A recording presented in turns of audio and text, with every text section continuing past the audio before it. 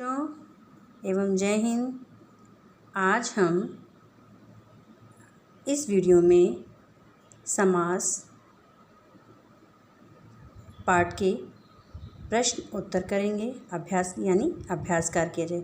पिछली वीडियो में आपने समास पाठ पढ़ा था, समझा था। इसमें हम प्रश्न उत्तर करेंगे। ठीक है बच्चों। प्रश्न पहला है, निम्नलिखित वाक्यों में समासिक शब्दों को रेखांकित कर विग्रह कीजिए और लिखिए। जैसे मैं आजीवन तुम्हारे साथ रहने की कसम खाता हूँ। तो आजीवन का क्या होगा? जीवन भर, है ना बच्चों। आगे देखिए, भीष्म को मृत्युंजय कहा जाता है। तो मृत्युंजय बच्चों इसको अंडरलाइन करिए, रेखांकित करिए। और ये समासिक पद है, इसको कैसे लिखा जाएगा? मृत्यु के लिए, मृत्यु को जीतने वाला, सॉरी। ठीक है बच्चों।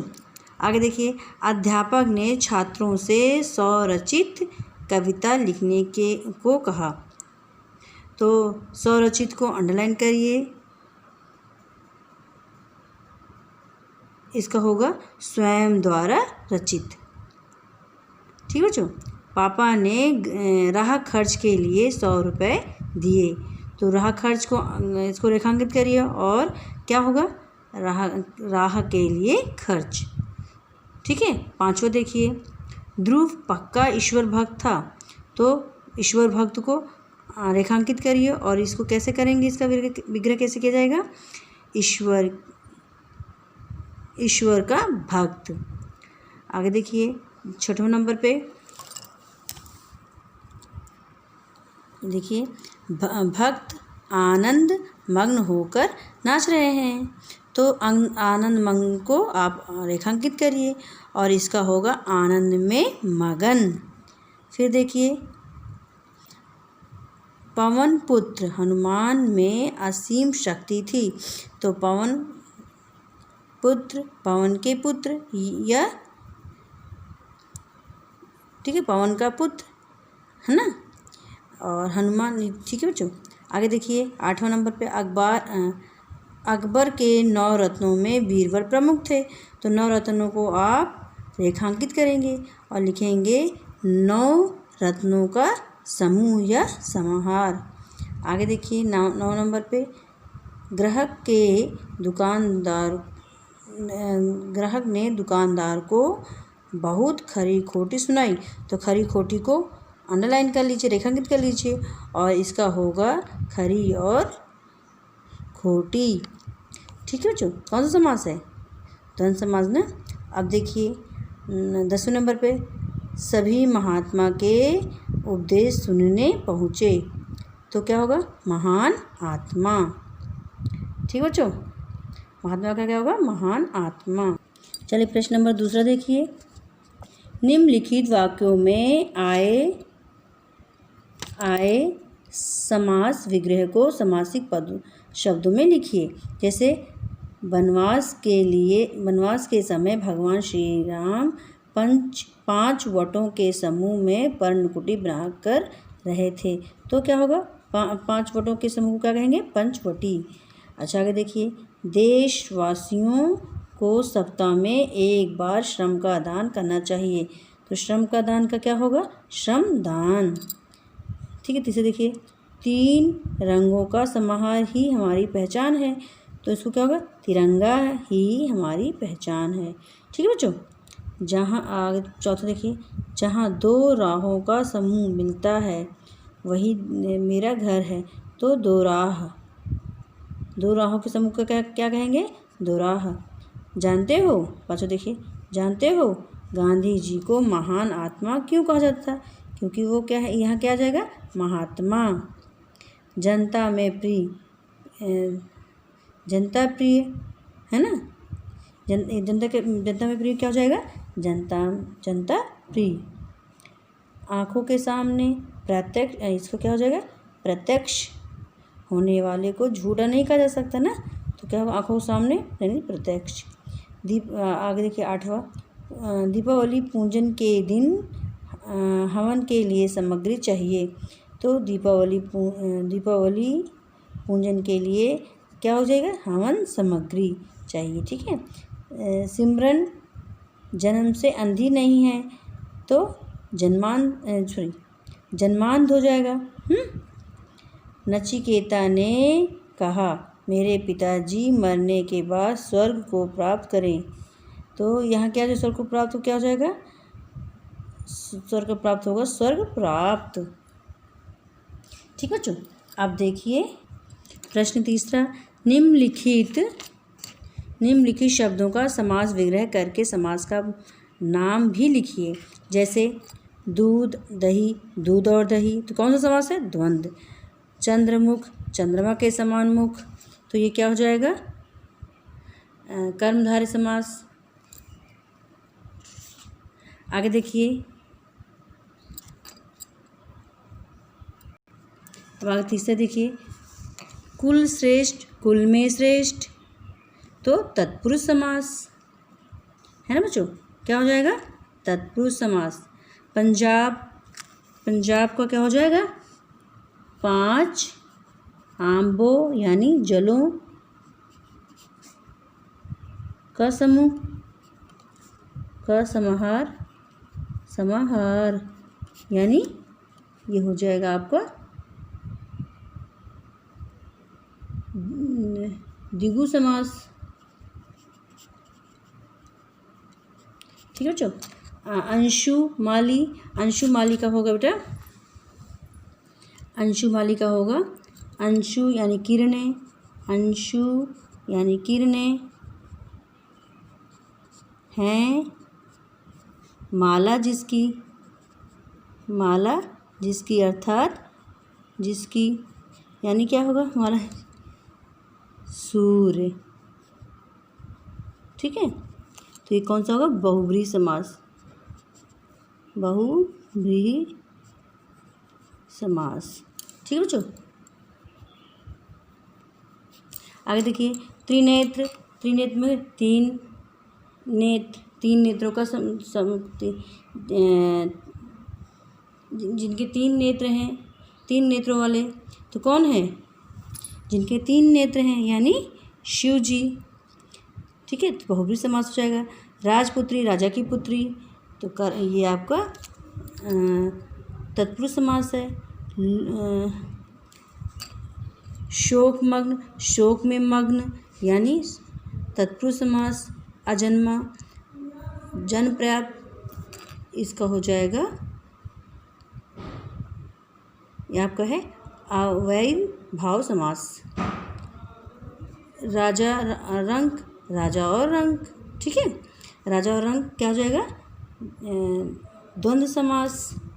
नीलकंठ, नीला, नीला है कंठ जिसका यानी शिव जी, अर्थात शिव जी ना, बहुव्रीहि समास। 9 ग्रह, 9 ग्रहों का समूह यानी द्विगु समास। रसोई घर, रसोई के लिए घर, ये क्या है आपका, तत्पुरुष समास। भर पेट, पेट भर कर, तो क्या हो जाएगा, ये अव्ययी भाव समास। आगे देखिए बच्चों, वनवासी, वन में रहने वाले, वन में निवास करने वाले ना, तो ये क्या है, कर्मधार, सॉरी, ये आपका तत्पुरुष समास है।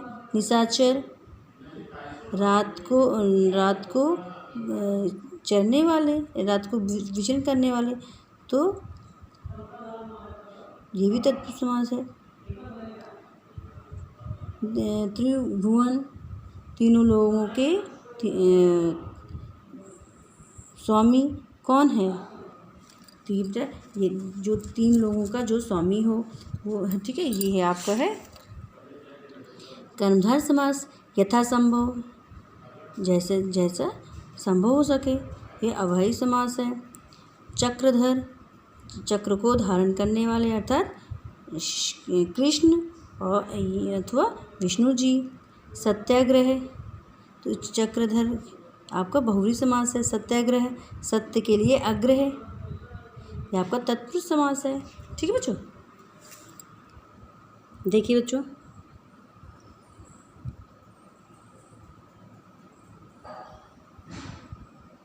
अब आप प्रश्न देखेंगे चौथा, समासिक शब्दों में प्रयुक्त समास विकल्पों में से छांटिए। जैसे बेखटके, तो इसका कौन सा समास है? द्विगु समास है, अवयवी भाव समास है, या द्वंद्व समास, या तत्पुरुष? तो कौन सा होगा बच्चे? बे खटके मीन्स ये होगा अवयवी भाव समास। मनगढ़ंत, तो मन में गढ़त, ये तत्पुरुष समास होगा। क्यों बच्चों? रेखांकित, रेखा है जहाँ अंकित।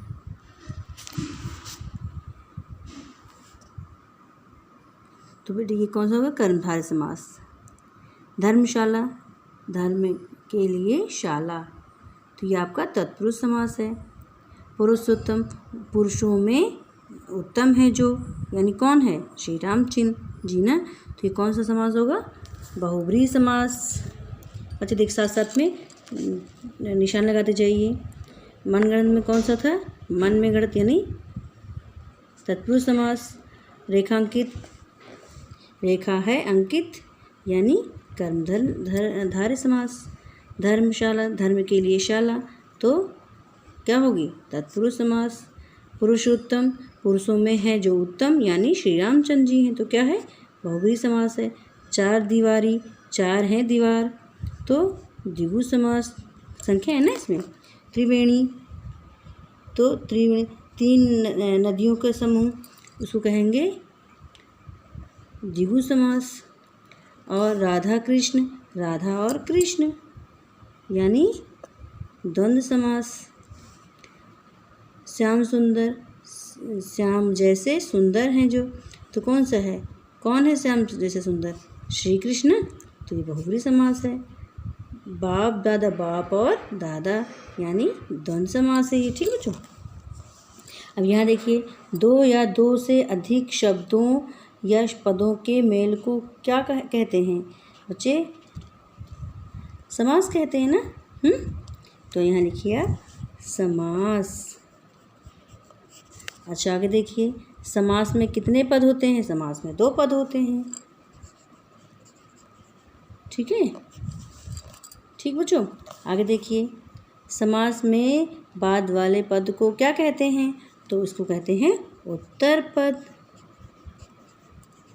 ठीक, आगे देखिए, अव्ययी भाव समास में पहला पद क्या होता है? प्रधान होता है।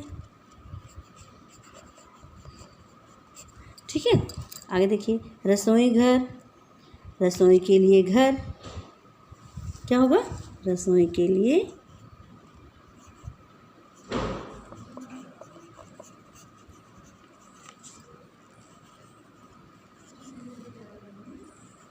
घर।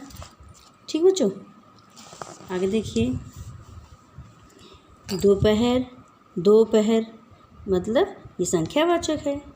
कौन सा है? ये वाला। ठीक है, तो यहाँ लिखिए दोपहर जो है वो संख्यावाचक है। ठीक बच्चों, अच्छा बच्चों एक बच्चे छूट रहा है। चतुरानन में कौन सा समास है? जो इसमें है बहुब्रीहि समास। 4 हैं जिसके अनंत, कौन है वो? कौन है? ब्रह्मा जी, तो ये इसमें क्या होगा? बहुब्रीहि समास है, बहुब्रीहि समास। ठीक है बच्चों, अच्छा आगे देखिए, नीलकमल में कौन सा समास है? नीला है कमल जो, तो ये है कर्मधारय समास। ठीक है, आगे देखिए, प्रतिदिन मतलब दिन हर दिन है ना, तो ये क्या होगा? अव्ययी भाव समास। ठीक है, आगे देखिए, पंचवटी, घनश्याम, मालगाड़ी में द्विगु समास का उदाहरण कौन सा है? तो पंचवटी जो है वो द्विगु समास का उदाहरण है। यहाँ लिखिए पंचवटी। ठीक है बच्चों, आगे देखिए, आगे देखें, संप्रदान तत्पुरुष का एक उदाहरण लिखिए। राह खर्च, राह खर्च क्या हो जाएगा? राह के लिए खर्च। क्यों बच्चों? राह खर्च में क्या होगा? राह के लिए खर्च। महाजन किस समास का उदाहरण है? महान है जो जन, यानी एक कर्मधारय समास है। कर्मधारय का समास का ये उदाहरण है। ठीक है बच्चों, आगे देखिए। डगर, डगर का सही विग्रह क्या होगा? बोलो। इसका सही विग्रह होगा डगर, डगरो, डगर, डगर। ठीक है, धन्यवाद बच्चों।